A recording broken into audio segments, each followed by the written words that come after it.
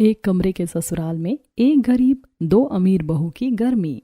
एक बहू तो आके इस घर को संभाल रही है, समझ नहीं आ रहा बाकी की दो कैसी होंगी।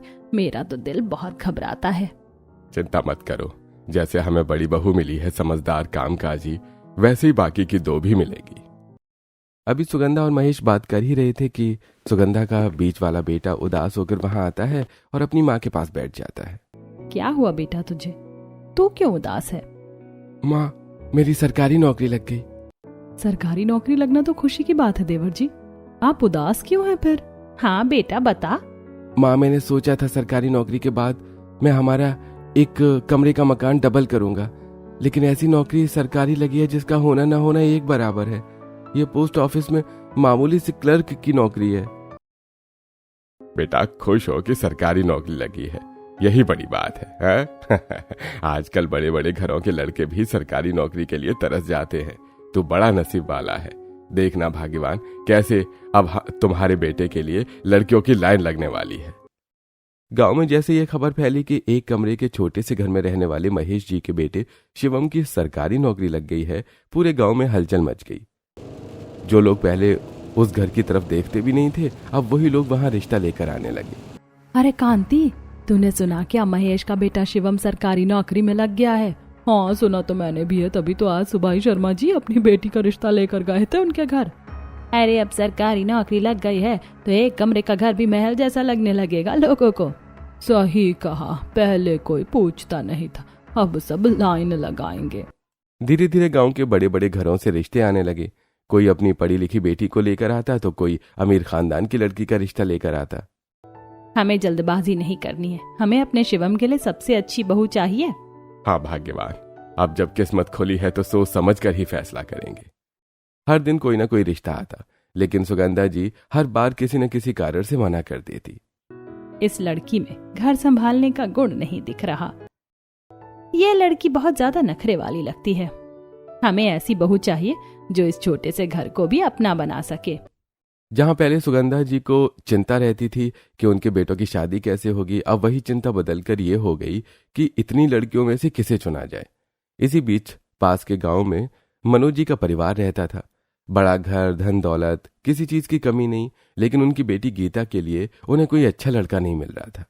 चित्रा, हमने कितने लड़के देख लिए, लेकिन कोई भी गीता के लायक नहीं लगा।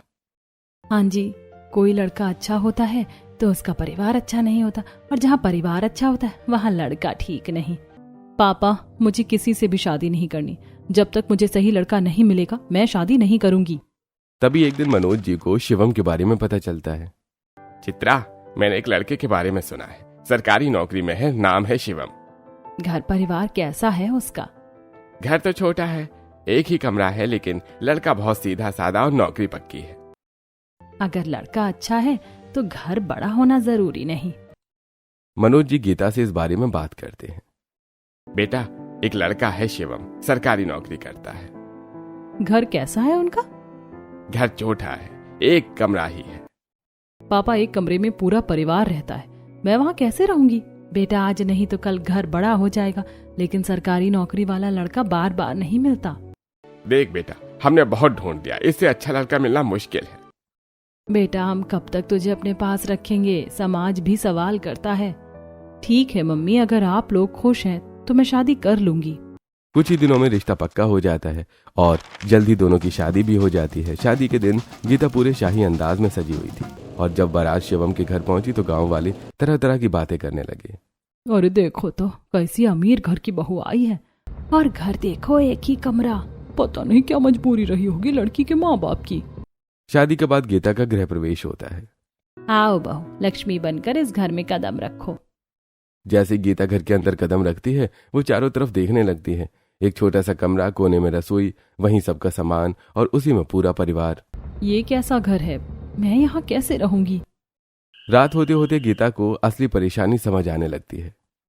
यहाँ तो सोने की भी जगह नहीं है, सब लोग एक साथ कैसे सोते हैं?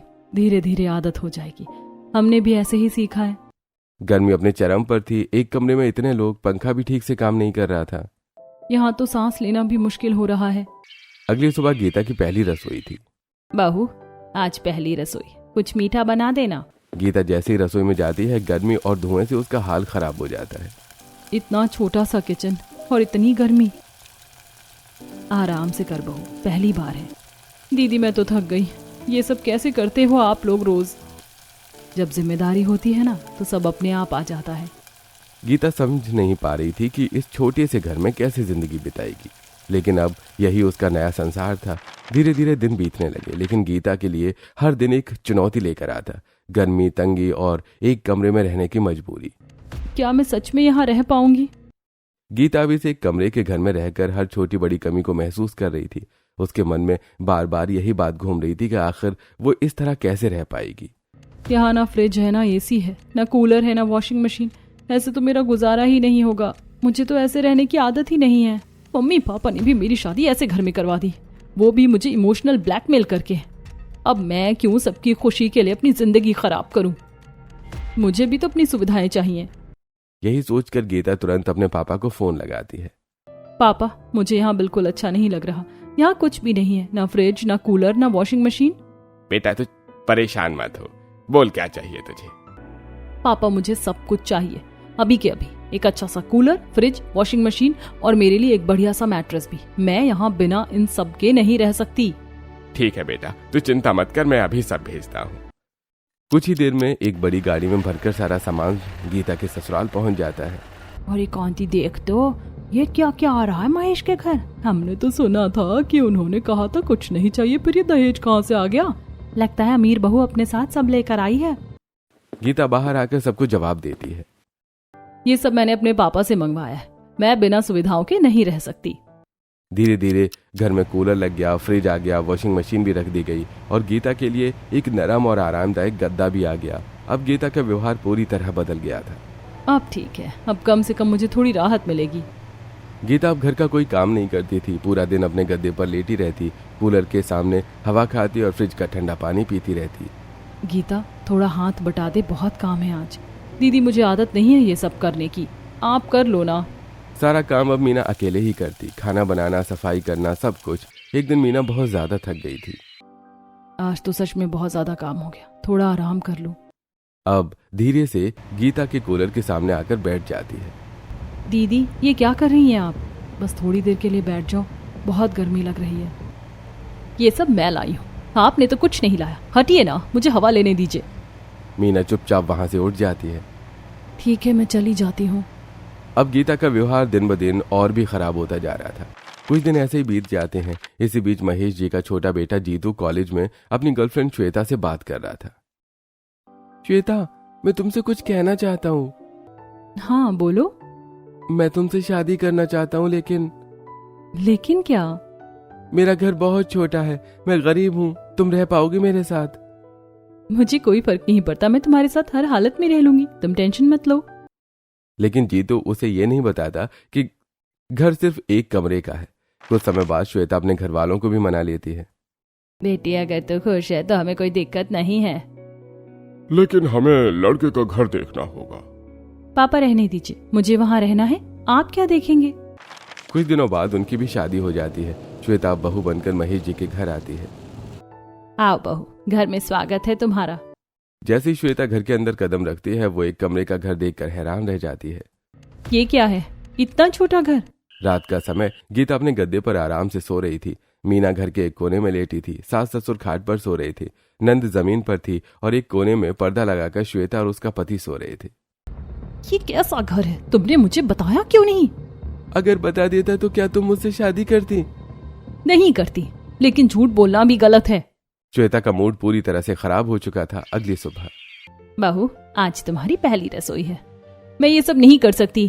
क्यों बहू, यहाँ तो कोई सुविधा ही नहीं है, मैं कैसे काम करूंगी? श्वेता तुरंत अपने पापा को फोन करती है। पापा, यहाँ कुछ भी नहीं है, ना एसी, ना फ्रिज, ना वॉशिंग मशीन। बेटा तू परेशान मत हो, बोल क्या चाहिए? मुझे सब चाहिए, AC, fridge, washing machine, oven और एक अच्छा सा मैट्रेस। ठीक है बेटा, मैं अभी सब भेजता हूँ। कुछ ही देर में एक बड़ा ट्रक सामान से भरकर महेश जी के घर पहुंच जाता है। और है, अब ये क्या आ गया? लगता है दूसरी अमीर बहू भी आ गई। अब तो एक कमरे का घर गोदाम बन जाएगा। श्वेता के सामान से घर पूरी तरह से भर जाता है। अब घर में 2 अमीर बहुएं थीं और एक गरीब बहू मीना। अब घर का हाल ऐसा हो गया था कि एक कमरे का वो छोटा सा घर किसी गोदाम से कम नहीं लग रहा था। गीता और श्वेता दोनों ने अपने अपने कोनों पर कब्जा जमा लिया था। ये कोना अब मेरा है, यहाँ मेरा कूलर रहेगा, फ्रिज रहेगा और मेरा मैट्रेस भी। और ये वाला कोना मेरा, यहाँ मेरा एसी लगेगा और बाकी सब सामान भी यहीं रहेगा। दोनों बहुओं के सामान से घर का लगभग हर कोना भर चुका था। अब बीच में बस इतनी सी जगह बची थी जहां से लोग मुश्किल से आ जा सकते थे। अब मैं रसोई कहाँ बनाऊं, ये घर तो पूरा भर गया है। लेकिन मजबूरी थी। मीना उसी बची हुई छोटी सी जगह में खाना बनाती, वहीं सबको खिलाती और वहीं बर्तन भी धोती। एक दिन मीना ने हिम्मत करके अपनी देवरानियों से मदद मांगी। गीता, श्वेता, थोड़ा रसोई में मदद कर दो, बहुत काम हो जाता है अकेले। क्या मैं इस घर में काम करने के लिए आई हूँ? क्या मैं इस घर की नौकरानी हूँ जो आप मुझे काम करने के लिए कह रही हैं? नहीं, मेरा वो मतलब नहीं था। बस सोचा मिलकर काम करेंगे तो जल्दी हो जाएगा। हमें आदत नहीं है ये सब करने की, और वैसे भी हम यहाँ आराम से रहने आए हैं, काम करने नहीं। मीना चुप हो गई। उसके पास कहने के लिए कुछ नहीं था। अब हर दिन का यही हाल था। सुबह का नाश्ता, दोपहर का खाना और शाम का खाना, सब कुछ मीना अकेले ही करती। सुबह से रात तक बस काम ही काम, कोई पूछने वाला भी नहीं। सास सुगंधा सब कुछ देख रही थी। गीता, श्वेता, ये तुम दोनों क्या कर रही हो? घर के काम में बहू का हाथ बटाओ। अगर काम करवाना था तो गरीब घर की लड़की लाते। हम अमीर घर की लड़कियां हैं, हमसे काम की उम्मीद मत कीजिए। यह सुनकर सुगंधा चौंक जाती है। ये कैसी बातें कर रही हो तुम लोग? सच बोल रहे हैं हम। हमें काम करना नहीं आता और ना ही हम करेंगे। सुगंधा कुछ देर तक चुप रह जाती है, फिर धीरे धीरे उसका नजरिया भी बदलने लगता है। सही तो कह रही हैं, अमीर घर की बहुएं हैं, ये काम क्यों करेंगी? अब सुगंधा भी मीना से ही सारा काम करवाने लगी। मीना, जल्दी से खाना बना दे। जी माँ जी। मीना अब पूरी तरह से इस घर की जिम्मेदारी में डूब चुकी थी। एक दिन दोपहर का समय था। गर्मी अपने चरम पर थी। आज तो बहुत ज्यादा गर्मी है, सांस भी नहीं ली जा रही। उसी समय श्वेता के कमरे वाले कोने में एसी चल रहा था। ठंडी हवा पूरे उस हिस्से में फैल रही थी। थोड़ा सा वहां बैठ जाऊं, शायद थोड़ी राहत मिल जाए। मीना धीरे धीरे श्वेता के एसी के पास जाती है। बस 2 मिनट बैठ जाती हूँ। जैसे मीना वहां बैठती है, उसके पसीने की बदबू एसी की हवा में फैल जाती है। ये क्या है? ये कैसी बदबू आ रही है? श्वेता तुरंत मुंह बनाकर उठ जाती है। दीदी, आप यहाँ क्या कर रही हैं? वो बहुत गर्मी लग रही थी, बस थोड़ा बैठने आई थी। आपको दिख नहीं रहा? एसी चल रहा है यहाँ। आपके पसीने की बदबू से पूरा माहौल खराब हो गया है। मैं अभी चली जाती हूँ। हाँ जाइए, और प्लीज यहाँ मत आए कीजिए। सच में दीदी, थोड़ा सा ध्यान रखा करो। मीना कुछ नहीं बोलती। वो चुपचाप वहां से उठती है और बाहर आकर बैठ जाती है। क्या मैं इंसान नहीं हूँ? क्या मुझे थोड़ा सा आराम करने का हक भी नहीं है? मेरी ही गलती है शायद। मैं गरीब घर से आई हूँ, इसीलिए मेरी कोई इज्जत नहीं। वो बाहर आकर बैठकर रोने लगती है। अंदर गीता और श्वेता अपनी अपनी दुनिया में खुश थीं। कितना अच्छा लग रहा है। हाँ, अब तो यहाँ रहना आसान हो गया। लेकिन उसी घर के बाहर एक कोने में बैठी मीना अपने आंसुओं के साथ जिंदगी से लड़ रही थी। समय बीतता जा रहा था, लेकिन इस एक कमरे के घर में मीना की हालत दिन ब दिन और खराब होती जा रही थी। वो अकेले ही अपने छोटे से बच्चे सोनू को संभालती, पूरे घर का काम करती और सबकी बातें भी सहती। एक तरफ बच्चा संभालूं, दूसरी तरफ इतना सारा काम। आखिर मैं भी इंसान हूँ, मुझसे अब नहीं होता। एक दिन हिम्मत करके मीना अपने पति रजत से बात करती है। सुनिए जी, मुझसे अब इतना काम नहीं हो पाता। आप माँ जी से कहिए ना कि गीता और श्वेता भी थोड़ा काम में हाथ बटा दे। ठीक है मीना, मैं माँ से बात करता हूँ। रजत अपनी माँ सुगंधा से बात करता है। माँ, मीना अकेले बहुत सारा काम करती है, थोड़ा गीता और श्वेता से भी कहिए कि मदद कर दें। चुप हो जा रजत, ये कैसी बात कर रहा है तू? माँ मैं तो बस। अमीर घर की लड़कियां आई हैं, क्या काम करने के लिए आई हैं वो? जी माँ। रजत भी चुप हो जाता है। मीना को जब ये बात पता चलती है तो उसका दिल टूट जाता है। अब तो अपने भी साथ नहीं दे रहे। अब मीना अपनी नंद कीर्ति से मदद मांगती है। कीर्ति, थोड़ा सा मदद कर देना, काम जल्दी हो जाएगा। मैं क्यों करूँ काम? बस थोड़ा सा ही तो। क्या मैं इस घर में झाड़ू पोछा बर्तन करने के लिए हूँ? नहीं, मेरा वो मतलब नहीं था। अगर इतना ही है तो माँ से कहो मुझे मेरे ससुराल भेज दे।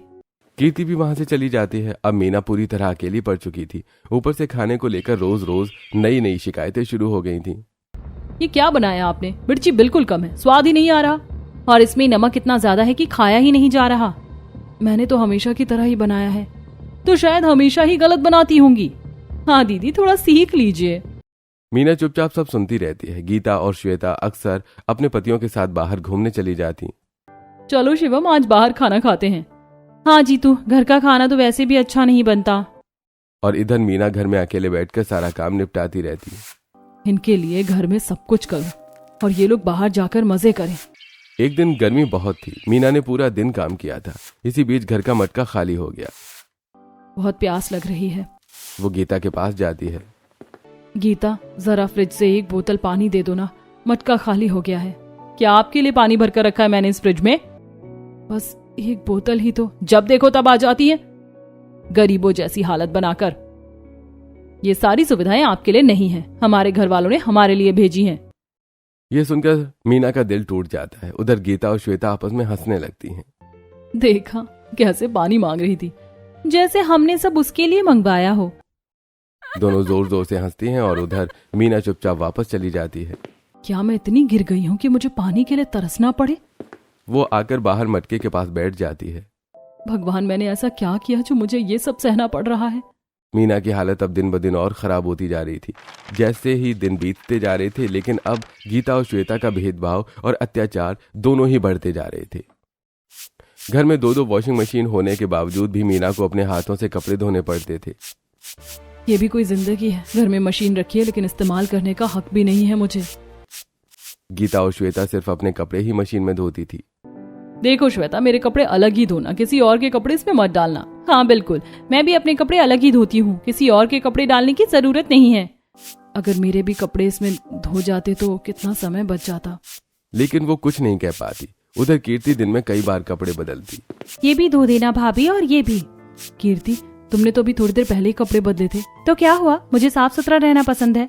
लेकिन धोएगा कौन? अब मीना के पास कपड़ों का ढेर लग जाता। सुबह से काम कर रही हूँ, अब ये कपड़े कब खत्म होगा ये सब? गीता और श्वेता के पति भी हमेशा अपनी पत्नियों का ही साथ देते थे। तुम क्यों परेशान होती हो?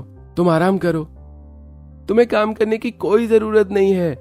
अगर कभी महेश जी मीना की तरफदारी करने की कोशिश करते। गीता, श्वेता, थोड़ा मीरा का हाथ बटा दिया करो, बहुत काम करती है वो। पिताजी, आप हमेशा उसी की तरफदारी करते हैं। हाँ, जैसे हम कुछ करते ही नहीं। घर का माहौल खराब हो जाता। ठीक है, मैं कुछ नहीं कहता। महेश जी भी अब चुप रहने लगे थे। उधर पड़ोसियों को भी ये सब साफ दिखाई देने लगा था। अरे कांति, ये क्या हो गया उस घर में? पहले तो मीना सबकी दुलारी थी, अब देखो अमीर बहुएं आई हैं तो उनकी ही वाहवाही हो रही है, और जो असली काम कर रही है उसकी कोई कदर ही नहीं। ये तो सरासर अन्याय है। पड़ोसियों की बातें अब धीरे धीरे पूरे गांव में फैलने लगी थी। घर के अंदर मीना की हालत और खराब होती जा रही थी। क्या मेरी मेहनत की कोई कीमत नहीं है? एक दिन मीना बहुत ज्यादा बीमार महसूस करने लगी। सर घूम रहा है, शायद बुखार भी है। फिर भी वो काम करती रही। मीना, खाना तैयार हुआ या नहीं? माँ जी, थोड़ी तबीयत खराब है। काम करने में ही तबीयत खराब हो जाती है तुम्हारी, जल्दी करो। मीना मजबूरी में फिर से काम में लग जाती है। उधर गीता और श्वेता एसी और कूलर में आराम कर रही थीं। कितना अच्छा लग रहा है। हाँ, और हमें कुछ करना भी नहीं पड़ता। दोनों हंसने लगती हैं। मीना दूर खड़ी ये सब देखती रहती है। भगवान, कब खत्म होगा ये सब? अब गांव के लोग भी इस अन्याय को नजरअंदाज नहीं कर पा रहे थे। अगर यही चलता रहा ना तो एक दिन बहुत बड़ा झगड़ा होगा उस घर में। हाँ, अन्याय ज्यादा दिन तक नहीं चलता। और सच में अब उस घर में एक ऐसा मोड़ आने वाला था जो सब कुछ बदल देगा। एक कमरे के उस छोटे से ससुराल में अब पूरी तरह गीता और श्वेता का ही राज चल रहा था, और मीना बस उस घर में काम करने वाली एक मशीन बनकर रह गई थी। इस घर में मेरे लिए एक कोना भी नहीं बचा, बैठने तक की जगह नहीं है। जब आराम की बात आती तो मीना को जरा सा भी आराम नसीब नहीं होता। रात को जब सब अपने अपने बिस्तरों पर आराम से सोते तो आज तो बहुत मजा आ रहा है, ठंडी हवा और नर्म बिस्तर। हाँ, यहाँ तो होटल जैसा आराम है। वहीं मीना घर के एकदम कोने में जमीन पर सिकुड़ कर सोती। बस भगवान, थोड़ा सा सुकून दे दो। दिन में भी वही हाल था। गीता और श्वेता अपने बिस्तरों पर बैठकर खाते पीते और कचरा यहीं वहीं फेंक देती। ये चल के यहीं रख दो, बाद में कोई उठा देगा। हाँ, मीना दीदी है ना। पूरे कमरे में गंदगी फैल जाती और मीना दिन में कई बार झाड़ू लगाने को मजबूर हो जाती। अभी साफ किया था, फिर से गंदा कर दिया। जैसे ही वो साफ करती, ओह, ये गिर गया, कोई बात नहीं। मीना फिर से झाड़ू उठाती। कब तक ये सब करती रहूंगी? अब मीना अपने छोटे बेटे सोनू पर भी ध्यान नहीं दे पा रही थी। मम्मा मेरे साथ खेलो ना। बेटा अभी काम है, बाद में खेलेंगे। सोनू उदास होकर एक कोने में बैठ जाता है। एक दिन मीना ने सोचा कि वो सोनू को पढ़ा दे। हाँ बेटा सोनू, आज मम्मा तुझे पढ़ाएगी। सच मम्मा? हाँ बेटा। मीना जैसे ही सोनू को पढ़ाने बैठती है, बहू। जी माँ जी। बहू आमरस बना दे, बहुत गर्मी लग रही है। माँ जी आप श्वेता से कह दीजिए ना, मैं अभी सोनू को पढ़ा रही हूँ। मेरे हाथ पूरी चिपचिपे हो जाएंगे आमरस बनाने से, और मुझे आम पसंद भी नहीं है। मीना मजबूरी में उठ जाती है। ठीक है, मैं बना देती हूँ। जैसे मीना आमरस बनाने जाती है, मेरे लिए भी बना देना। तुम्हारे हाथ चिपचिपे होते हैं ना? हाथ चिपचिपे होते हैं, मुंह नहीं। बना दो। मीना चुपचाप आमरस बनाती है। घर में रोज यही कहानी चल रही थी। मीना हर दिन टूटती जा रही थी। कुछ दिन ऐसे ही बीत जाते हैं। एक दिन गीता के पास उसकी माँ का फोन आता है। Hello mummy. गीता बेटा कैसी हो, सब ठीक है ना? हाँ मम्मी मैं बिल्कुल ठीक हूँ। हम सोच रहे थे कि तुमसे मिलने आए, बहुत दिन हो गए तुम्हें देखे हुए। हाँ मम्मी आप लोग जरूर आइए, अच्छा लगेगा। पास में खड़ी श्वेता ये सब सुन रही थी। अगर गीता के मम्मी पापा आ रहे हैं तो मैं भी अपने मम्मी पापा को बुला लेती हूँ। श्वेता तुरंत अपनी मम्मी पापा को फोन करती है। मम्मी आप लोग कब आ रहे हो मुझसे मिलने? बेटा अगर तू बुलाए तो हम अभी आ जाए। हाँ मम्मी आप लोग आ जाओ। ठीक है बेटा, हम जल्दी ही आते हैं। अब दोनों अमीर बहुओं के मायके वाले आने वाले थे। अगला दिन आ गया। आज गीता और श्वेता के मम्मी पापा उनके ससुराल आने वाले थे। घर में सुबह से ही हलचल होनी चाहिए थी, लेकिन यहाँ हाल बिल्कुल अलग था। माँ जी घर की सब्जियाँ खत्म हो गई हैं, आज तो मेहमान भी आने वाले, सब्जियाँ मंगवा लीजिए। हाँ सही कह रही है तू श्वेता। जी माँ जी। बेटा जरा बाजार जाकर सब्जियाँ ले आ। मैं इतनी धूप में? माँ जी मैं नहीं जा सकती। क्यों? मुझे धूप बिल्कुल पसंद नहीं है, और वैसे भी आज मुझे बाहर जाना है। सुगंधा अब गीता की तरफ मुड़ती है। गीता बेटा तू ही चली जा। माँ जी मैं तो आज शिवम के साथ मूवी देखने जा रही हूँ, नई फिल्म लगी है। लेकिन घर में मेहमान आने वाले हैं। तो क्या हुआ, मीना है ना सब संभालने के लिए। श्वेता भी बीच में बोल पड़ती है। और मैं भी आज बाहर जा रही हूँ रेस्टोरेंट में खाना खाने। और हाँ जेठानी जी, जब तक मेरे मम्मी पापा आए सब कुछ अच्छा अच्छा बना कर रखना, और इस एक कमरे के कचरे जैसे ससुराल को भी थोड़ा साफ सुथरा कर देना। मीना ये सब सुनकर अंदर ही अंदर टूट जाती है। मैं इस घर की बहू हूँ या नौकरानी, आखिर मुझे समझ क्या रखा है इन लोगों ने। फिर भी मीना चुपचाप काम में लग जाती है। माँ जी अब तो आप ही सब्जी लेकर आइए, घर में कोई और बचा भी नहीं है। ठीक है।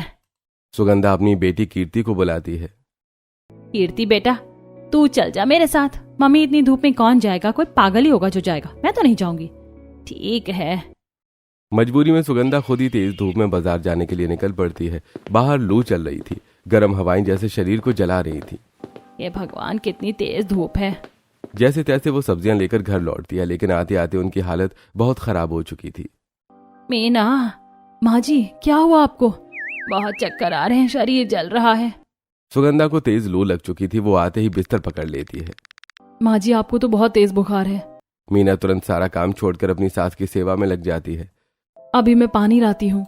वो गीले कपड़े से सुगंधा के सिर पर पट्टियां रखती है। माँ जी थोड़ा सहन कीजिए, सब ठीक हो जाएगा। सुगंधा का शरीर कांप रहा था। कभी बहुत ठंड लग रही है, कभी बहुत गर्मी, समझ नहीं आ रहा। उस समय घर में कोई भी नहीं था। बड़ा बेटा और महेश काम पर गए थे। गीता और श्वेता बाहर घूमने गई थी। मीना अकेली सब संभाल रही थी। माँ जी को आराम चाहिए। मीना अपनी सास को गीता और श्वेता के मैट्रेस पर लेटा देती है। वो कूलर और एसी दोनों चला देती है, लेकिन लू लगने की वजह से सुगंधा को ठंड ज्यादा लगने लगती है। मीना बहुत ठंड लग रही है, बंद कर दे ये सब। जी माँ जी। मीना तुरंत एसी और कूलर बंद कर देती है। फिर वो कोने में उन्हें आराम से लेटा देती है। माँ जी आप यहीं आराम करिए। कुछ देर के लिए सुगंधा को थोड़ा आराम मिलता है, लेकिन उसकी हालत लगातार बिगड़ती जा रही थी। अब क्या करूं? मीना। जी माँ जी। मुझे ऐसा लग रहा है मैं कहीं मर ना जाऊं। माँ जी ऐसा मत बोलिए, शरीर पूरा कांप रहा है, समझ नहीं आ रहा क्या हो रहा है। मीना के हाथ पांव फूल जाते हैं। हे भगवान अब क्या करूं? बाहर तेज धूप, अंदर बीमार सास और घर में कोई सहारा नहीं। मीना की आंखों में आंसू आ जाते हैं। भगवान मेरी माँ जी को कुछ मत होने देना। कुछ देर बाद दरवाजे के बाहर गाड़ियों की आवाज आती है। गीता और श्वेता अपने अपने पतियों के साथ घर लौट रही थी। उनके चेहरे पर घूमने की खुशी साफ दिखाई दे रही थी, लेकिन जैसे ही उन्होंने घर के अंदर कदम रखा उनके चेहरे का रंग बदल गया। ये क्या हालत बना रखी है घर की, पूरा घर बिखरा हुआ है और खाना तक नहीं बना। क्या करी थी तुम पूरे दिन जेठानी जी? उनकी नजर अचानक अपने बिस्तर पर जाती है जहां सुगंधा लेटी हुई थी। ये क्या है? माँ जी हमारे बिस्तर पर क्यों लेटी हुई है? हाँ, ये हमारा मैट्रेस है, कोई आम जगह नहीं है कि कोई भी आकर लेट जाए। मीना घबराकर समझाने की कोशिश करती है। वो माँ जी की तबीयत बहुत खराब हो गई थी, उन्हें लू लग गई है, इसलिए मैंने। तो इसका मतलब ये है कि तुम हमारे बिस्तर पर लेटा दोगी? उठाओ इन्हें यहाँ से अभी के अभी। मीना कुछ कह पाती उससे पहले ही गीता और श्वेता दोनों मिलकर सुगंधा को बिस्तर से उठाकर नीचे जमीन पर लेटा देती हैं। ऐसा मत कीजिए, माँ जी की हालत बहुत खराब है। हमें मत सिखाओ। और तुमने घर का एक भी काम नहीं किया। हमारे मम्मी पापा आने वाले हैं और घर कचरे जैसा पड़ा है। सच में पता नहीं हम किस गरीब भिखारी ससुराल में आ गए। हाँ, एक कमरे का घर और इतनी गंदगी। दरवाजे पर खड़े उनके माँ बाप ये सब कुछ सुन रहे थे। उनके चेहरे पर हैरानी और गुस्सा दोनों साफ नजर आ रहे थे। गीता, मम्मी आप? श्वेता, ये क्या कर रही हो तुम? दोनों बहुएं घबरा जाती हैं। ये कैसा बर्ताव है तुम्हारा? तुम अपनी बीमार सास को जमीन पर फेंक रही हो, तुम्हें शर्म नहीं आती? अचानक दोनों के गालों पर जोरदार थप्पड़ पड़ता है। पापा, मम्मी, हमने तुम्हें ऐसे संस्कार नहीं दिए हैं। अगर कल को तुम्हारे भाई की पत्नी तुम्हारे साथ ऐसा व्यवहार करे तो तुम्हें कैसा लगेगा? सास ससुर भी माँ बाप जैसे होते हैं, उनकी इज्जत करना तुम्हारा कर्तव्य है। तुम इस घर की बहुएं हो, जिम्मेदारी उठाना सीखो। हमें माफ कर दीजिए, हमसे बहुत बड़ी गलती हो गई। हमें समझ नहीं आया कि हम क्या कर रहे थे। मीना ये सब देख रही थी, उसकी आंखों में भी आंसू थे। अब समझ आई? दीदी हमें माफ कर दीजिए, हमने आपके साथ बहुत गलत किया। आपने सब सहा और हम आपको ही दुख देते रहे। अब सब ठीक हो जाए, बस यही चाहती हूँ। अब दोनों बहुएं मिलकर काम में लग जाती हैं। दीदी आप आराम कीजिए, मैं साफ करती हूँ और मैं खाना बनाती हूँ। पहली बार उस घर में सब मिलकर काम कर रहे थे। इसी बीच डॉक्टर को बुलाया जाता है। देखिए, इन्हें तेज लू लगी है। लेकिन घबराने की बात नहीं है, ध्यान रखिए, इन्हें आराम की जरूरत है। धीरे धीरे सुगंधा की तबीयत सुधरने लगती है। माँ जी आप ठीक हो जाएंगी। माँ जी हमें माफ कर दीजिए, अब हम सब मिलकर रहेंगे, बस अब यही चाहिए। उस दिन के बाद उस एक कमरे के घर का माहौल पूरी तरह से बदल गया। अब वहां अहंकार नहीं बल्कि अपनापन था और सब खुशी खुशी रहने लगते हैं।